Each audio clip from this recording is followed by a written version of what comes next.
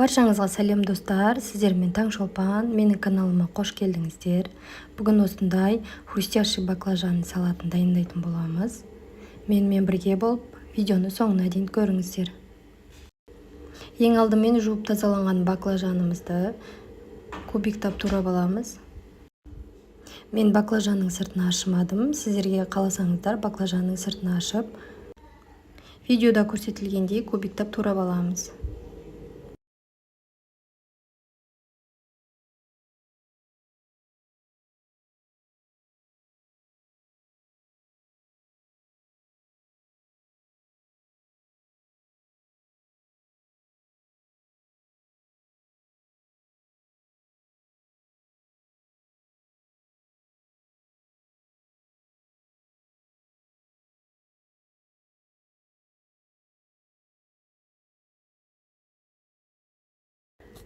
Ендігі кезекте барлығын турап болғаннан кейін үстіне жүгері крахмалы немесе картоп крахмалын салып, жақсылап араластырып аламыз. Және де алдын ала қызып тұрған майымызға осы баклажандарды салып, жақсылап қуырып аламыз.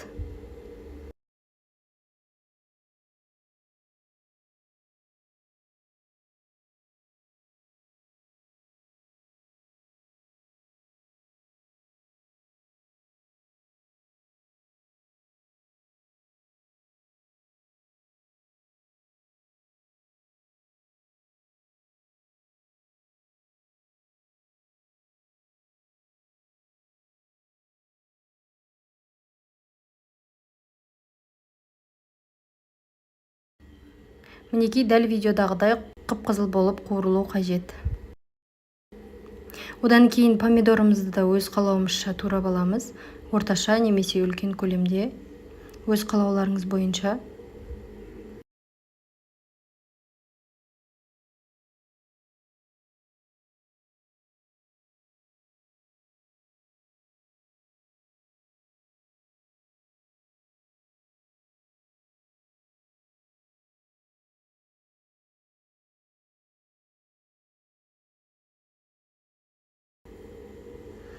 Мен салатқа петрушка қостым. Сіздер руккола немесе кинза қоссаңыздар да болады, укроп қоссаңыздар да болады.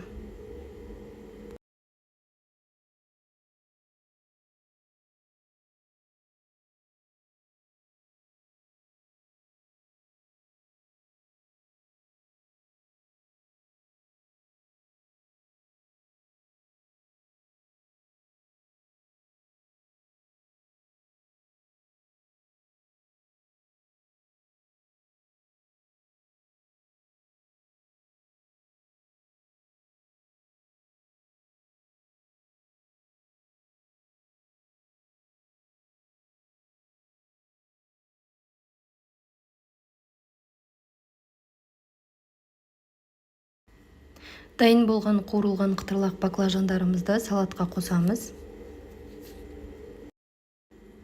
Мен соусқа кисло-сладкий соусты қостым. Ерекше дәм береді. Өзіме дәл осылай жасаған ұнайды. Сіздерге де осылай жасап көруге кеңес беремін.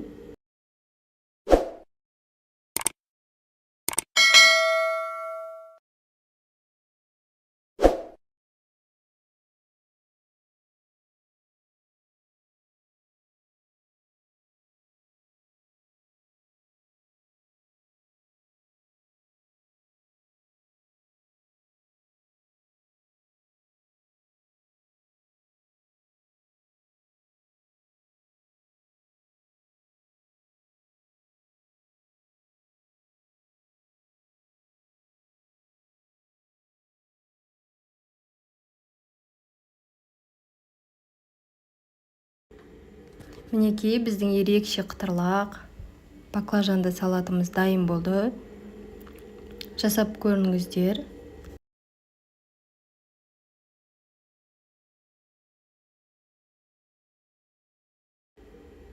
Каналым ұнаған болса, тіркеліп, лайк басып, комментарий қалдыруды ұмытпаңыздар. Сіздермен болған Таңшолпан. Ас болсын.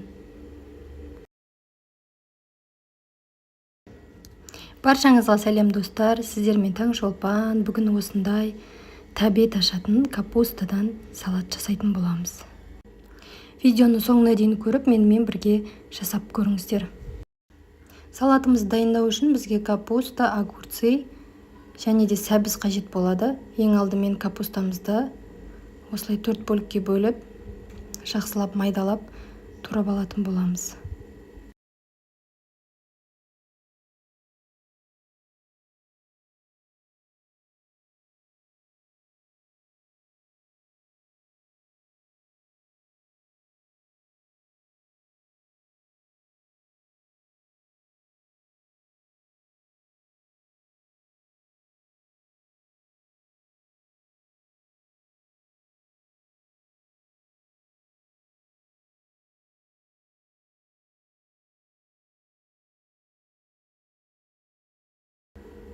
Туралған капустамыздың үстіне жарты шай қасық тұз салып, капустаның согын шығарып алатын боламыз.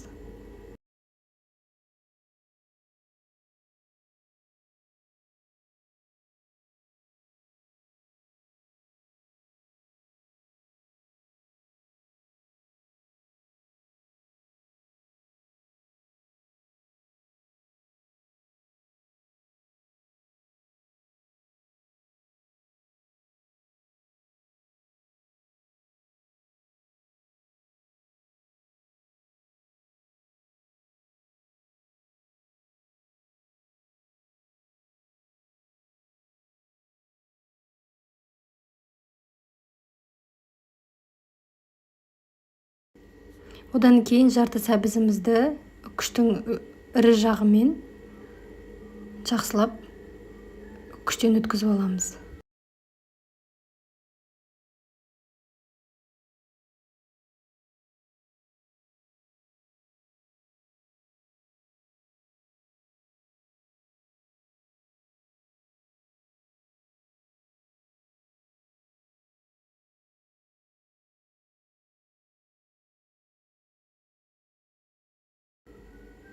Және де огурцымызды сыртын ашсаңыздар да, сыртын ашмасаңыздар да өз қалауларыңыз.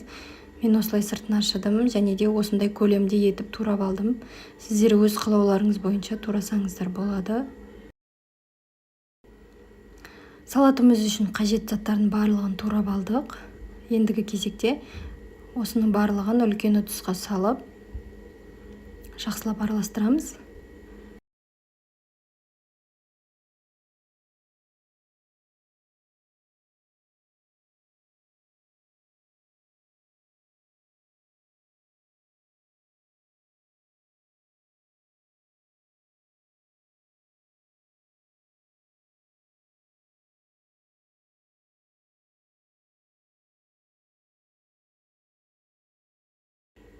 Салатымызды қазір араластыруға ыңғайлы болу үшін, жан-жағына шашылмас үшін осылай үлкен ыдысқа салып аламыз.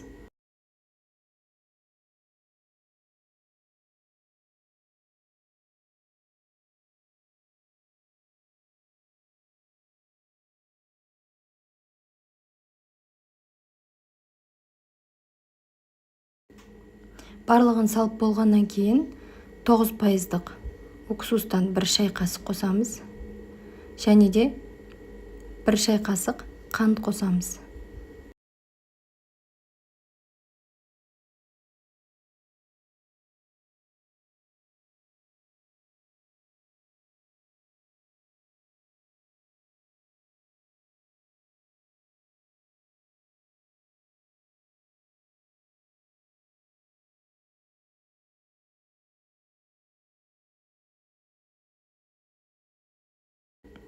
Ең соңынан осылай қыздырылған өсімдік майын қосатын боламыз. Жақсылап араластырып аламыз.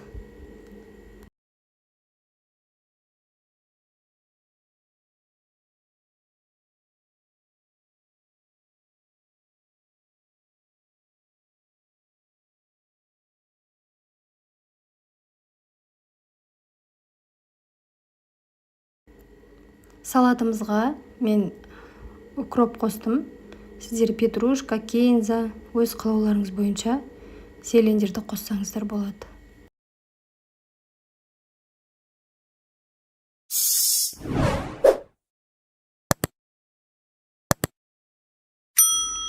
Мінекей достар, біздің жеңіл әрі өте оңай дәмді салатымыз дайын болды.